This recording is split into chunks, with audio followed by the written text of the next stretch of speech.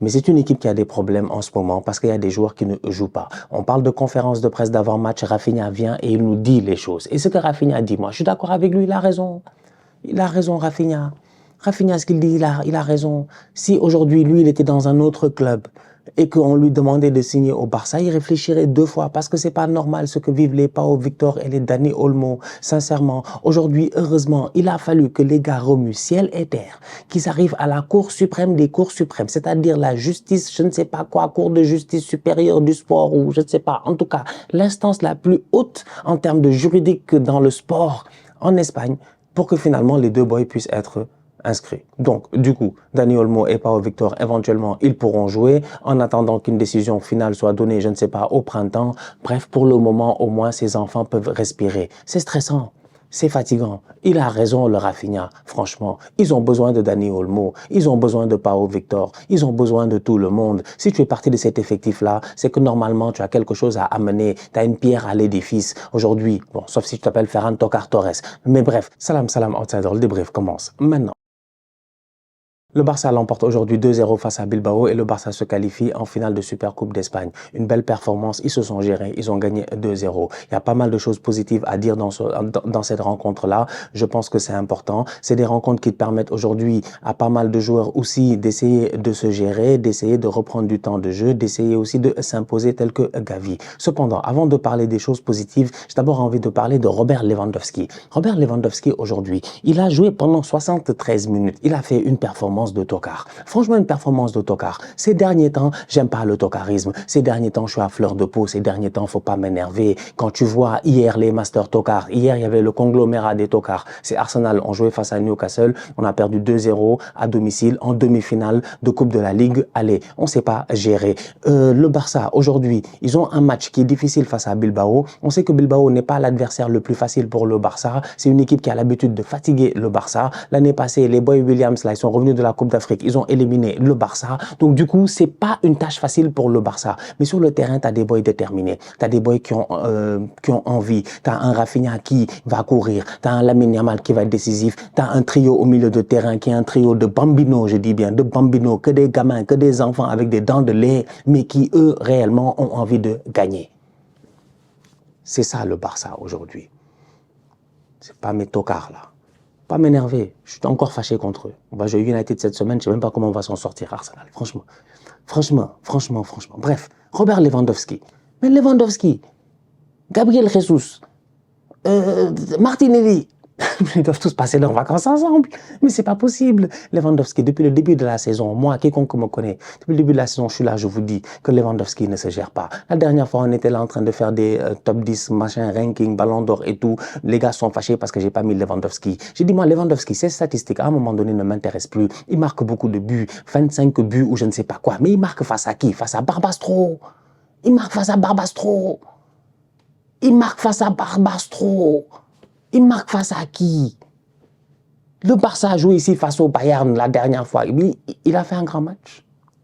Le Barça joue aujourd'hui face à Bilbao. Il a fait un grand match. À chaque fois que le Barça joue des grands matchs, Robert Lewandowski n'est pas décisif. Robert Lewandowski n'est pas dangereux. Robert Lewandowski rate énormément d'occasions. Aujourd'hui, tu as une équipe du Barça qui joue en 4-3-3, si je ne m'abuse, vu que Dani Olmo n'est pas là. Bon, tu n'as pas forcément un 10 attitré derrière l'attaquant. Donc, du coup, tu as Lewandowski qui a un peu plus de, j'ai envie de dire, de liberté dans la verticale, il peut essayer un tout petit peu d'utiliser de l'espace. Les boys ont besoin de lui pour être capable de se projeter. On l'a vu aujourd'hui sur le but de Gavi, le premier but, superbe récupération de balle de Rafinha, franchement plein de sang-froid. Il y a un gars qui arrive, il est posé.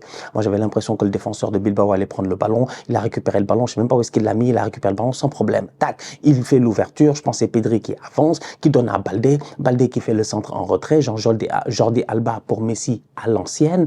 Et puis le boy Gavi vient terminer cette occasion-là. Tout ce mouvement-là qui se crée, il y a quand même de l'espace qui est créé dans ce mouvement-là. Dans cet espace-là, Robert Lewandowski, il a un rôle très très important dans le football, sincèrement. On va être très très sérieux. Il a un rôle de pivot. Il a un rôle de pivot. Il doit être capable de garder le ballon. Il doit être capable de jouer dos au but. Il doit être capable de jouer en remise. Il doit être capable de faire ce lien-là. Il doit être capable de se projeter lui aussi dans la surface de réparation. Il doit être capable de ne pas rater des tapines. Il doit se gérer pour claquer des buts. C'est ça le rôle de Robert Lewandowski. Ça, quiconque vient nous dire aujourd'hui que Robert Lewandowski ne sait pas le faire, il raconte du n'importe quoi, faut même pas lui parler. Parce que Lewandowski, c'est un top player, c'est un grand joueur. Il l'a fait à Dortmund, il l'a fait au Bayern, il a traumatisé ici pas mal de défenseurs. Franchement, Robert Lewandowski, tous les grands matchs, il les a joués, toutes les grandes performances, il a eu l'occasion de le faire. Le problème, il est simple, c'est qu'aujourd'hui, il est vieux. Il a quel âge? Il a 36 ans. Il est vieux. Il est vieux. Il est vieux.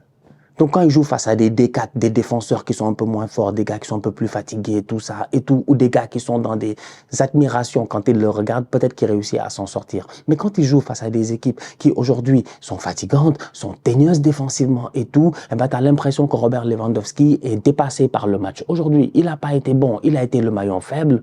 Bonsoir. Franchement, c'est... Lewandowski, il peut mieux faire, mais est-ce qu'il peut réellement mieux faire? Il a déjà mieux fait, il a déjà tout fait. Il devait être Ballon d'Or en 2020. Il n'y a pas de problème par rapport à tout cela. Mais aujourd'hui, force est de constater qu'il est under the level. Dans cette équipe du Barça-là, tu mets un Gyökeres, un Haaland ou je ne sais pas quoi. On est mort, nous tous on est morts. Même vous le savez, nous tous on est morts. Tu mets un Isaac, le Isaac de hier qui m'a traumatisé, moi, Arsenal, dont moi j'ai besoin, tu le mets dans cette équipe-là, on est mort. Je pense qu'ils ont besoin cet été de se pencher sur un recrutement top attaquant, top numéro 9. Et ça pourrait leur aider énormément. Parce qu'aujourd'hui, on l'a vu, sincèrement, globalement parlant, moi j'ai bien aimé le match du Barça. Tu joues face à Bilbao, c'est pas simple, c'est normal que Bilbao ait des occasions, c'est normal que Wojtek Szczęsny fasse des arrêts. Voilà, Szczęsny, c'est un très bon gardien. C'est un fêtard, tous on sait, c'est un fêtard, il aime la belle vie et tout, mais c'est un très très bon gardien. Il a fait ses preuves à Arsenal, il a fait ses preuves à la Juve, c'est pas n'importe qui franchement. Donc Szczęsny aujourd'hui, en cette période de Copa à gauche et à droite entre Barbastro et Bilbao, eh ben Szczęsny peut venir et essayer de jouer. Aujourd'hui, il a sorti une très belle rencontre. En deuxième mi-temps, il a été pertinent, des top arrêts et tout. Il nous a montré que c'est pas un petit gardien, que c'est un très très grand gardien. Automatiquement, ça met la pression sur Iñaki Peña. Ça, c'est bien pour le poste de gardien de but en vue de la deuxième partie de saison parce que maintenant, la concurrence, elle arrive. La concurrence, elle arrive. Peña, il a eu 3 mois pour nous montrer que oui, il a le niveau d'être peut-être le numéro 1, mais derrière, je pense que Szczęsny peut venir vraiment le titiller. Donc, du coup, globalement parlant, c'est un bon match de la part du Barça. Lamine Yamal qui claque son but, il a été excellent. Il était excellent sur le côté, il a fait ses petits dribbles, tout, il a pris quelques coups, tout ça, mais il a fait son match, c'est bien. Gavi au milieu de terrain, moi, c'est lui qui m'a vraiment fait plaisir. Tu sentais un boy qui avait envie, un boy qui avait même pas envie de sortir. Gavi, il avait même pas envie de sortir, il avait envie de jouer 90 minutes. Tu sentais un enfant qui avait vraiment de l'envie. Et au-delà de cela, ce qui est plaisant avec Gavi, c'est ce leadership-là qu'il amène dans cette équipe. Parce que franchement, il y en a, c'est des forces tranquilles, comme Pedri, mais Gavi, il est vocal. Il est vocal envers ses coéquipiers, il est vocal dans son football aussi. Quand il joue au football, tu l'entends. Il y a des boys, ils jouent 90 minutes, tu les entends pas. Gavi, quand il joue au football, même si tu éteins le son, il n'y a pas de son, tu entends Gavi. Quand tu regardes, tu entends le son de Gavi. Tellement il est là. Et ça, c'est très, très important dans cette équipe. Aujourd'hui, il fait une belle passe décisive à Lamine Yamal, à la limite du hors-jeu, qui fait un bon contrôle, qui va faire une superbe finition. C'est un des buts les plus faciles que Yamal a mis. Ça, c'est pas un problème. Mais au-delà de cela, il est capable de se projeter pour aller claquer ce premier but-là. Donc, top performance de sa part. Bon match de la part de Pedri et de Casado. Je trouve que les 3 au milieu de terrain, ils ont beaucoup, voilà, ils ont bien joué. Ils ont bien joué, je sais pas, on peut dire que c'était 2-1, mais moi je dirais plus que c'était 1-2, ou des fois c'était 3, tu vois, mais ça a joué très très bien, ça se gérait bien au milieu de terrain, entre Pedri et puis Casado aussi. Qu'est-ce que j'avais encore à dire? Rafinha, il y en a qui critiquent Rafinha. Ça critique Rafinha pour aller où? Rafinha, il faut juste lui rappeler qu'il a fait un bon début de saison, qu'il est en course pour le Ballon d'Or et qu'il peut toujours être Ballon d'Or. C'est ça qu'il faut rappeler à Rafinha, que le Barça est encore en liste dans toutes les compétitions, que Rafinha, l'action en fin de rencontre, il doit la claquer, que Rafinha doit se gérer, il doit continuer à mettre des buts. On est en 2025, rien n'a changé pour lui. Il doit continuer sur la lancée de 2024. C'est tout. Moi, je vois rien d'autre à dire à part ça à Rafinha. Sinon, c'est Rafinha sur le premier but, je pense que c'est lui qui ouvre le jeu. C'est Rafinha, il presse très haut. C'est Rafinha qui est fatigant. C'est Rafinha qui est actif, contrairement à Robert Lewandowski, qui lui est inactif. Donc, franchement, moi, je trouve que Rafinha, globalement parlant, oui, il ne marque pas aujourd'hui. Il doit mettre peut-être un but minimum. Au moins minimum, il doit mettre un but. Mais voilà, faut juste lui rappeler qu'il est encore en course pour le Ballon d'Or. Faut pas qu'il fasse le Brésilien, quoi, franchement. C'est pas le moment de lâcher. Tu sais, c'est pas parce que c'est ça le problème des boys là. Tu les applaudis une fois et puis c'est terminé. Depuis qu'on parle Rafinha, il a cru qu'il a percé. T'as pas percé. Joue, gère-toi, enchaîne les top perfs. Donc Rafinha doit se gérer. J'ai envie de terminer avec... bon, ils ont échappé, ils ont pris 2 buts, un hors-jeu. Frenkie de Jong, il a eu de la chance aussi que le ballon a été dévié, on va le dire. C'est perte de balle de Frenkie de Jong, pas une superbe rentrée de sa part. Peut mieux faire. C'est compliqué, Frenkie de Jong. Franchement, je ne sais plus comment juger Frenkie de Jong, en fait. Parce que moi, Frenkie, j'ai beaucoup d'empathie envers lui. Je l'aime beaucoup. C'est un très bon joueur de football. Il est très intelligent. Il est excellent. Il est intéressant. Il y a pas mal de superlatifs et d'adjectifs que tu peux mettre autour de Frenkie de Jong. Mais force est de constater, en fait, quelle est la pertinence de Frenkie de Jong aujourd'hui au Barça. Et franchement, c'est un boy, il sort du banc pour jouer. C'est Frenkie, c'est pas le genre de joueur, il sort du banc pour jouer, il devrait être titulaire. Mais aujourd'hui, il n'a pas de place de titulaire dans cette équipe-là. Et donc, ouais, bref, rentrée compliquée de la part de Frenkie et tout. J'ai envie de finir avec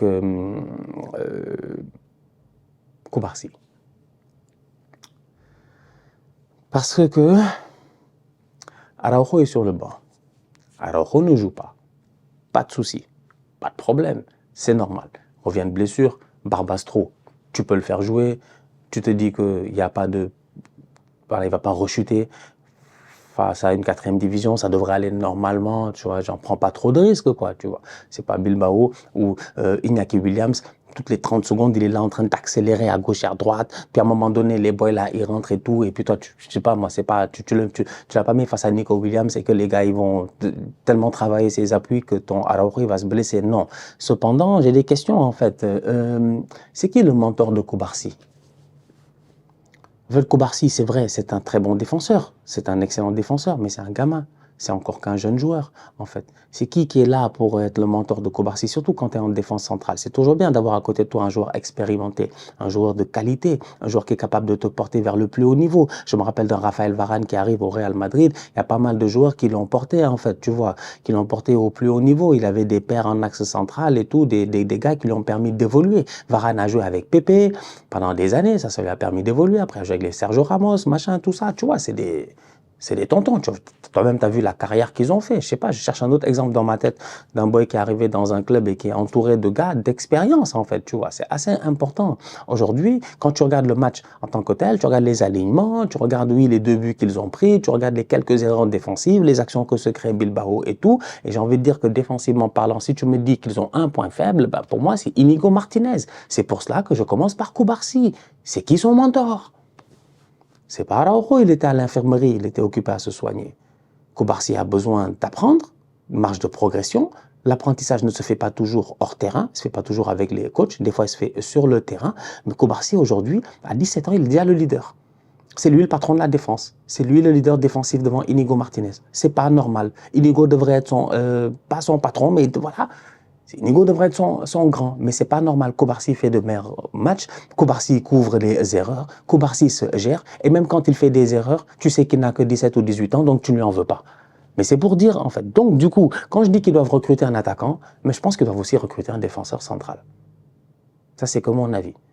Tu me diras, je sais pas si Araujo, il est capable de te tenir ou pas, parce que là, il se blesse, il se reblesse, c'est compliqué. On a vu Militao qui est parti, qui est revenu, qui s'est reblessé, miskin, c'est difficile. Bon, sur le long terme, si tu veux jouer ce hors-jeu-là, si tu veux jouer cette défense dangereuse-là, si tu veux continuer à risquer le fait de prendre des buts comme ça en fin de rencontre, là, ça marche, oui, il y a des hors-jeux d'un chouïa, il y a des ballons, ils sont déviés et tout, mais des fois, ça ne sera pas ça. Et quand ça ne sera pas ça, bah, tu t'en voudras en te disant, j'aurais aimé que les gars derrière, ils soient plus solides. Donc, je répète encore une fois, et c'est sur ça que j'avais envie de finir. Quand je vois ce match aujourd'hui, ben, je suis déçu un tout petit peu du match de Inigo Martinez. Pour moi, il doit mieux faire, en fait, Inigo Martinez. C'est un patron. Un patron, il doit tacler là-bas, pousser là-bas et tout ça. Mais ce n'est pas le cas.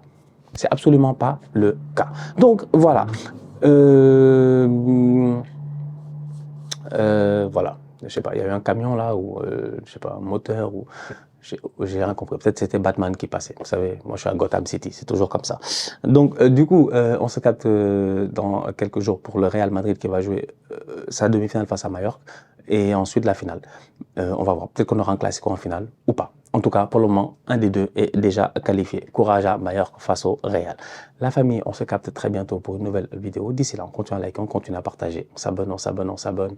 On est ensemble, on reste en santé. C'est toujours le plus important. Tous outsiders.